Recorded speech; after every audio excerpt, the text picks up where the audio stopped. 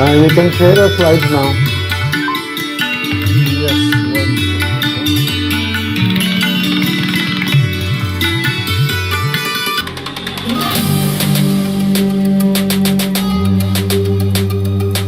Okay, is it visible? Yep. Okay, now the question is I think either somewhere here. Is it somewhere here? Can you just Slide 9. Slide 9. slide 9? Okay, very good. Yes. Okay. Now, so I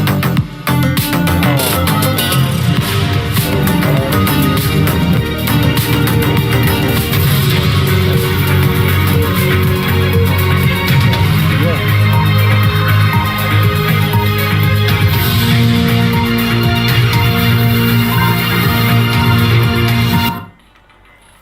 Okay. Morning, everybody. This is Vishal. Welcome to our cohort number 5, which is for strategic studies. We do strategy implementation. We talk about business scorecard. We discuss how to build your strategy as an organization, be it of any size. Let me just do some. Okay, I just want to check if you, if our live stream is going fine, this audio is going fine. So we study about strategy, though we also study about overthinking about strategy, less thinking about strategy, and how to make sure that your strategy is moving.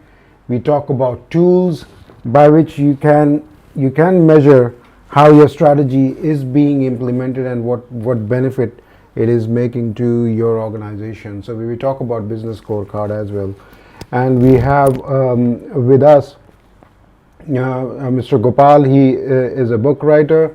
He wrote a book on the same topic. We will be discussing that later in the session today. So far what we have covered is about typical balance scorecard and the schedule, how you're going to make that scorecard. And I will, without any delay, I will simply very quickly move to our speaker. And here you go, Mr. Gopal. You're live now. All right. Thank you, Vishal, and good morning, everybody. I hope you recall last time we were looking at the typical schedule for strategy development process. I think before that we just had a look about overview of the strategy development process, where we looked at each of the steps. So starting with mission, vision, values, then moving to strategy goals, strategic analysis, and strategy formulation. And typically we looked at it takes on an average size of organization, it takes around 8 to 10 weeks in developing the complete strategy or the whole cycle of a strategy planning process, and starting from the kickoff meeting to getting to the first report, right? So this is where we were. Now we are looking at who are the people, how this whole development process takes place, and who are the participants, and what kind of people you require, or what kind of teams you need to form. So primarily there are 3 teams which are definitely required. You can have more teams depending on the scope of the strategy development process and depending on the size of the organization. If you have multiple business units, you might need to have multiple sets of these teams, right? So this is why it always depends on the size of the organization and the scope of a strategy development process. If you're developing a strategy only for, let's say, a department or a small business unit, you may not require a large team. And if you are doing it for a big corporation with multiple business units at different location, that kind of a setup is completely different. So you might require for each business unit, each of these teams. So it always depends on the size of the organization. Quickly looking at the teams, we have 3 teams basically, or 3 kind of teams. Excuse me. So the first one is obviously the leadership team. Leadership team is supposed to champion the whole process and make the strategic decisions. They need to participate in workshops and provide oversight. So they take the responsibility of complete process. They are accountable for the finally outcome. So that is the um, strategic team or leadership team's role. And they also provide the resources for the core team and analytic team. So any approvals are required, they are approved or they are provided by leadership team. And mostly these are senior leaders, directors levels or the business owner level, depending on the type of business. And you may also have the functional leaders. Functional leaders, depending on the requirement, they might be appearing or they might be attending the meetings. So you have a kickoff meeting. Typically, it takes half day. Leadership team is introduced to the whole process, and then they discuss about the plan and how it is going to be done and all that. And then subsequently, you have or the core team have 90 minutes interviews with leadership. Not necessarily 90 minutes only. It can be depending on the scope of the discussion. And these are multiple meetings over a period of time. These interviews are done. And then you have a workshop, which typically 3 days workshop over 6 to 8 weeks, right? Because every time you make some progress, you discuss, and then you move forward, then you summarize everything. Again, you have to meet the leadership team for discussion and approval and all that. So it's a reiterating process. And then you need to, of course, have some assignments are given to leadership team to write down their thought process, taking their inputs in writing and all this. So some pre-work assignment also is done. Core team has the overall responsibility for the strategy development process. And these are 4 to 5 mid-level managers who have good knowledge of the business at the same time, sorry, they have a good knowledge about the whole process of strategy planning and implementation. So that's very, very important. They have to look at both sides of the whole exercise, having the business knowledge and then having the knowledge of developing and implementing balance scorecard. And the team typically they will be will be working full time, some people will be working on part time, but you will require 4 to 5 mid-level managers. Analytical teams, as the name suggests, they analyze the whole data which are collected for developing the strategic planning process. And these are typically 2 to 3 managers, and they should have expertise in analytical methods, analyzing the data and then, trending and all those kind of things. So they should have knowledge about data analytics. So nowadays, we have those data scientists, they call themselves. So those kind of people who basically they do the data analytics and then develop kind of reports and understanding of the data, and then that is the role they are supposed to play. This is required because always the strategies for the future, but it is dependent on one is what the forecasting, what is going to happen in the future, and the past performance, what has happened in the past and what can be learned from that. So analysis of data is very, very important. And it includes companies, organizations, performance data as well as market data. Right? So looking at the internal analysis or internal environment, internal environment includes everything which relates to the business, but we are looking inward, right? Inward in the sense that we are looking at organizational factors that, okay, human capital, organizational culture, business or brand equity, the reputation of the brand internally for attracting the resources. Then business processes, technology, financial resources, management capabilities, innovation capacity, all those things are internal to the organization, which influence the success of a strategy, whichever strategy you choose. So analysis of internal environment is the first step. It's very, very important because based on that and based on the plans, what you will develop, you need to address the internal factors or the resources which the organization is having. And if there are any gaps, then you need to work on that. And if there are resources which are redundant, you have to get rid of them. So internal environment analysis is very, very important process. And this is typically, generally, after developing the mission, vision, and values, internal environment analysis is the first step. Right? And internal analysis, some of the things we'll be looking at, that what are the things which need to be analyzed. The first thing you need to look at is the value chain and competencies. Value chain is developed by Porter. Actually, it is the whole sequence of activities. It shows a sequence of business activities which actually uh, are activities that are executed to develop and deliver value to the customer. So it can be manufacturing, it can be construction, it can be anything, but these are the things which are involved. So you need to have some kind of technology for manufacturing or for developing the service, whether it is a product or service industry, whatever. And then you need to have the product and or service design. You need to have some kind of a production process, whether it is manufacturing, whether it is engineering. Then you need to market your products and services, or then you need to do distribution, and then you have after sales service.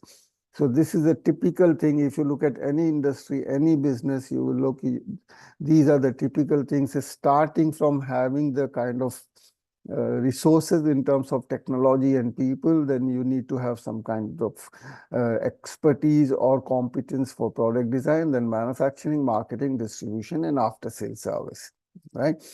So each of these steps, what are the things which are required, you need to identify and you need to decide, depending on the scope of your product or service or your business. So resources are tangible and intangible. Tangible resources are physical resources, infrastructure, equipment, machinery, those kind of things. Intangible is human resources, knowledge. You might have some patents, you might have some technology which is available with you, which is intangible assets.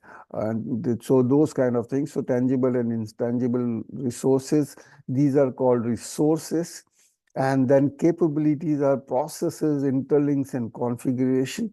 So capabilities include those processes you have mastered over a period of time, and you have certain interlinks, means like you have multiple processes and you have put them together in such a way. Like, for example, project execution, it requires maybe dozens of different processes, including procurement, including design and development, including client relationship, all those processes.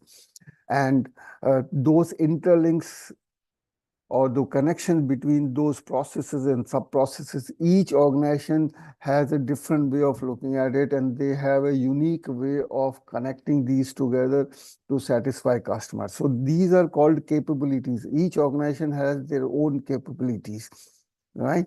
And these are called configurations also, how the whole organization is coming together to satisfy the customer, let's say, his requirement or meeting his requirement, right? These will also, these will, sorry to bother, barge in, these will Yeah. also include the standard operating procedures of the organization, right? Yes. When you are talking about processes, it will include everything. You design the processes, you develop SOPs, and then you have some templates and charts and all those kind of things. So everything is included. Whether they are written, whether they are understood by everybody, some organization they are very weak in, let's say, putting it on paper. And some organizations are very meticulous about documenting the whole process and then, and sharing with the whole organization. So it depends on the organization to organization, but invariably they have to have. True. Okay. And the last one is the competencies. So you have resources and you have capabilities, and combining these two actually leads to competencies, and competencies are unique to each organization. They cannot be copied easily by other organizations. Because resources means we are talking about, of course, you have patents, you have human resources or expertise and all this, and capabilities. We are talking about processes and systems and all these things. Combining these together, they have a unique, they allow organizations to have unique capabilities or competencies which give them strategic advantage in the marketplace. So this is where the organizations differ. So competencies, for example, the one point of a time when we had Toyota was having competence in large scale manufacturing and the quality management system. So actually they started with this quality movement because those time, early 60s and 70s, the products from coming from Japan were very, very poor quality. And they then started looking at the quality management system. So their competencies were in two things. One is the quality, and second is just-in-time processes. So you don't have to stock large inventory and then just in time procure or manufacture and use it for the next process. So these competencies take years and years to develop for organization, right? Quickly looking at the value chain, this is a simple way of showing how the organization creates value. So these are the things which are required. No rocket science, very simple. You have to have some kind of support activities and you have some main activities. Together, they create value for the customer, and then you make a profit. Because if you are not able to sell it to customer or provide it to the customer, you cannot have profit. So whatever you do, there has to be a customer and you should be able to sell it to the customer, right? So value chain is basically, there are support activities, which is your whole physical infrastructures. Then you have human resources, technology development, procurement. It depends on industry to industry. This is a very generic view. So you need to look at your own business or your own organization, then identify those key value creation activities. So typically you have inbound logistics in the main or primary activities. You have inbound logistics, you have operations, you have outbound logistics, marketing and sales, and service. So you I have have inputs a and decide. Yes, I have a question over here. So yes. we now this reminds me of the McKinsey kind of way of looking at the organization and creating value. Also, I think this in the illustration that we have on our screen has something to do with McKinsey also. Now, at the bottom, we see there is a logistics operation, outbound, logistic marketing and sales and services. Is there any particular sequence to it, or I mean, logic? Are they placed over there in a logical sense, saying that operations comes before the outbound logistics, or it's dependent on the organization?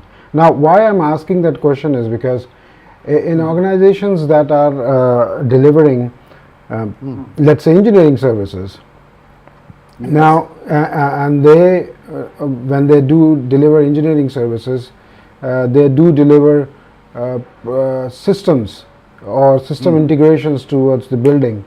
So often this question comes in, who's gonna over, I mean, at a broader sense, at a larger sense, who's going to bring the team together? Is it the operations? Is it the marketing? Or is it the engineering themselves? So I was trying to look for this answer and I was referring some other books as well, but there was no academic solution or for that matter, documented way by which we can say that, hey, actually operations will go on top. So in other words, if I have to see an organization chart, the operations would be driving the marketing and sales, and of course they would be also driving the engineering. So what's your take on this kind of a situation? No, okay. The projects business is slightly different. Okay. You need to have those departmental heads, what we call it. Okay, so you have the multiple departments when you are looking at an organization, because I also come from the project background. Those department heads will be required, or for example, operations. So you can have a director of projects and who is looking after all the projects, right? So each project is treated separately, and you have a project director, and below project director you have the team who is executing. Okay, so it depends on whether you have centralized or decentralized. If you're doing one large project, you might have a dedicated project director and a dedicated team sitting at the site. But you have multiple small projects, then you will be having typically the operational team where you have those resources which are not linked or dedicated to a particular project or a job, but they are general resources which are available for everybody, and there is somebody who is arranging everything and the planning those resources, that how they will be working on different projects at the same time, in the sense they are assigned to different projects. Of course, the different days they will be working on different projects. So it always depends on this. It depends how complex is your operation, how large is your operations. So for a project, you might have 100% dedicated team. If you have 100 million Qatari Riyal project, you might have a dedicated team sitting at the site and doing all the things, and project director is responsible to report to somebody, CEO or someone at the office.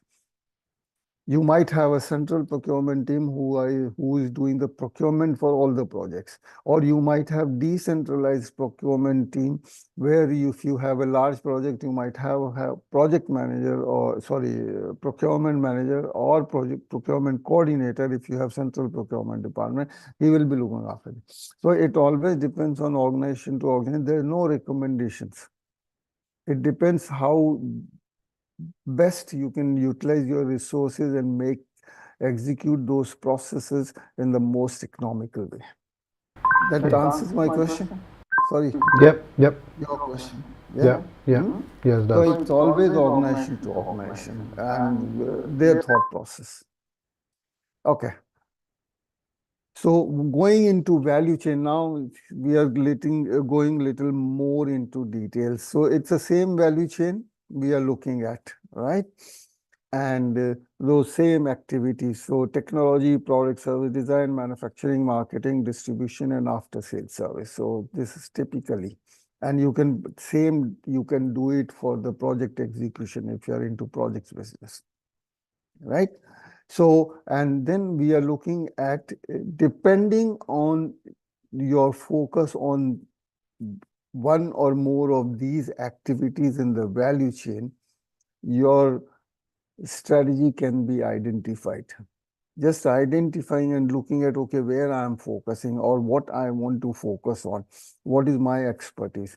So for example, you are overall good in most of the processes. You don't have any unique competence or unique differentiating factors between you and your Or what competitors. I You are good at everything to a level there you are able to beat some of the competitions, and then you are able to sustain yourself in the near. Those kind of a business, we will put them in cost leadership. So their overall value chain is efficient.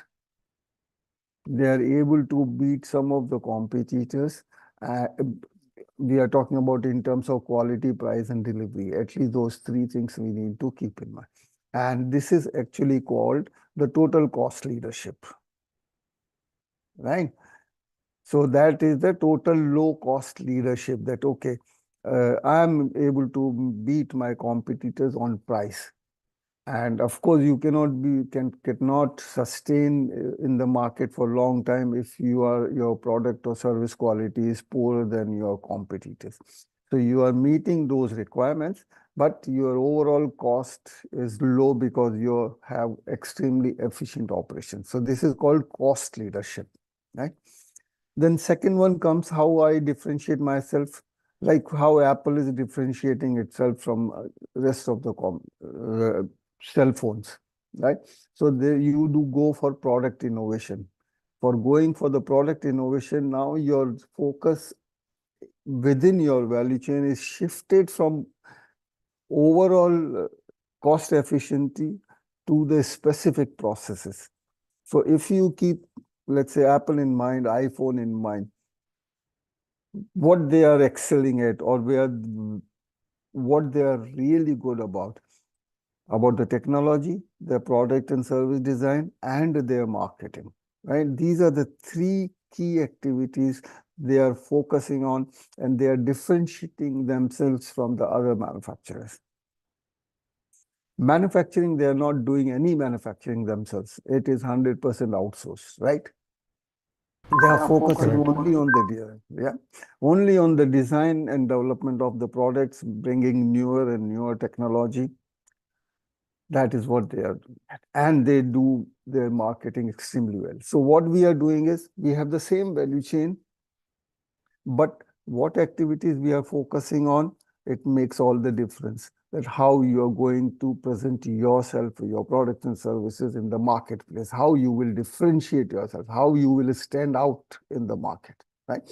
So this strategy, differentiation, product innovation strategy, we called it as product leadership, right? So here the focus is on the product, providing most innovative products, or if it is services to my customers. That is what this differentiation strategy is.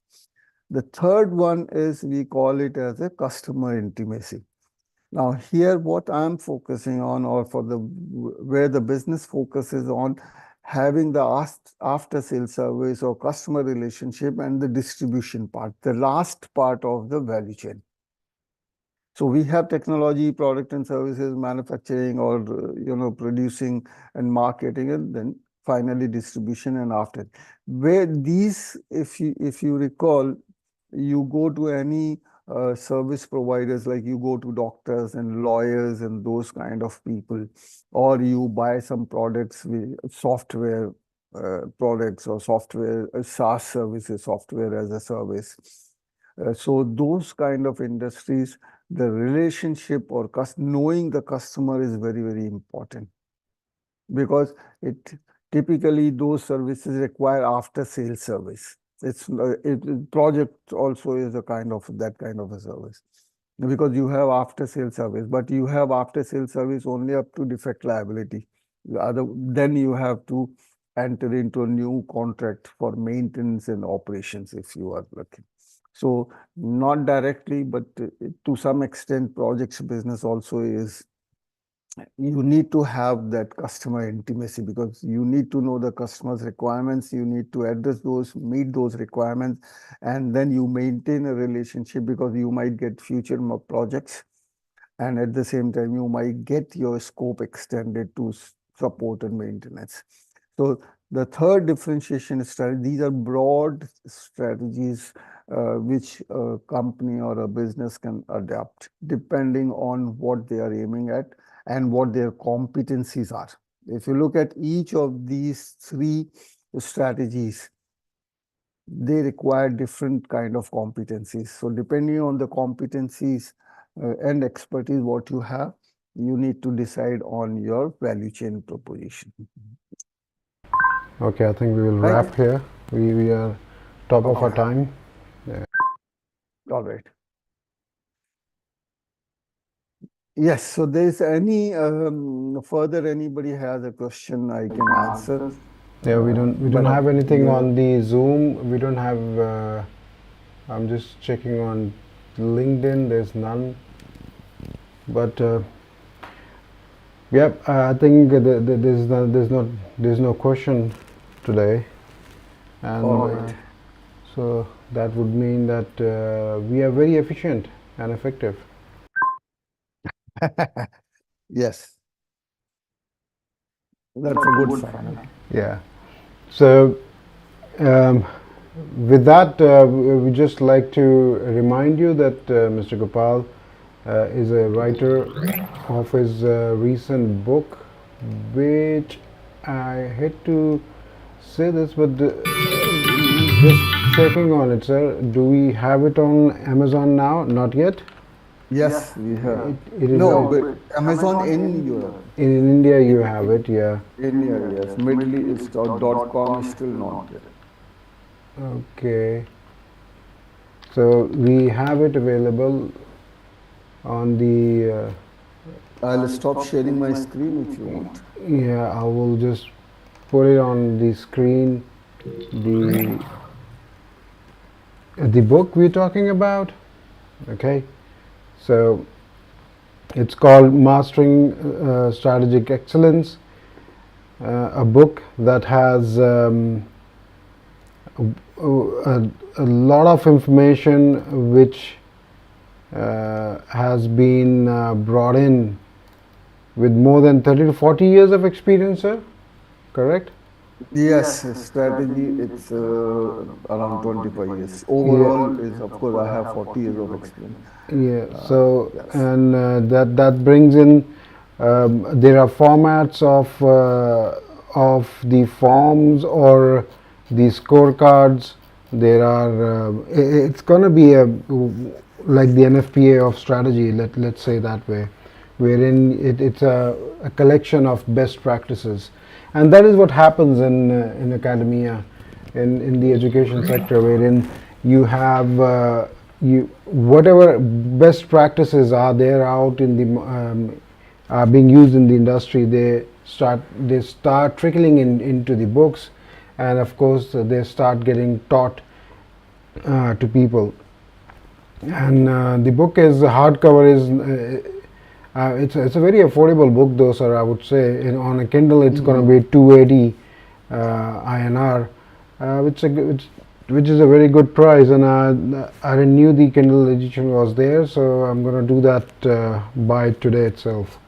So we can Yes, I think Kindle you can buy because there is no yeah. problem with the delivery, and it is the Kindle was launched yesterday only. Okay. So we announcing So it, yes, announcing yes, it in now a it's available for purchase. yes. So there you go. So those who can listen us live, this is the end of our session for today. We will be meeting next time on, and we will be looking at the rollout of the strategy. We talked about the strategy formulation, and we talked about the timeline that it requires. Why we discussed about that is because at the end of the day, you need to make those resources available so that they can participate in the strategy development, and you need the not you as it was said in the slide, you do not only need the buy-in of the management, you also need the acceptance of the team and the managers and so on and so forth, for the simple reason the first rule of change management is that you get your people involved who you're going to bring the change on. Correct me if I'm wrong, sir. You need Yeah, absolutely correct. yeah, so it cannot be like a you cannot start doing it's my way or the highway at a managerial level, or for that matter at the strategy level, and people need to buy in. And at times when you see the strategy from a different perspective, it gives you more insight, and you might be able to do some course correction which will help to have a better workflow within the organization and quicker decisions, and better and more value created to the client. So, and that is what everyone is trying to do. PMP is also talking about value these days. In the latest edition, PMP is also talking about value created to the customer. With that, we come to the end of our session today. You have been a very awesome audience. Up until next week, take good care of yourself. Goodbye. All right. Thank you, Usha. Thank you very much. Thank you, everyone.